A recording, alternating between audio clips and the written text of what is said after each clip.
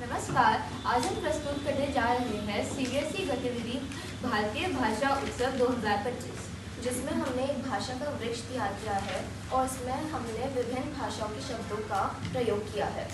నమస్కారం, నా పేరు సాత్విక్. నేను ఇటు రాసిన పదము సమానము. ఈ పాఠశాలలో అందరూ సమానమే. माझं नाव मधुकर आहे. आपण पाऊस बोले आहे. अहं देवज्ञः अस्मि. अद्य अहं नमो नमः शब्द इति उक्ते अर्थं प्रस्तुतं करोमि.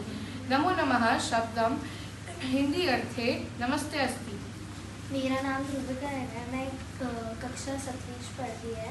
ਤੁਸੀਂ आज बड़े ਵਧੀਆ लगते पे. आज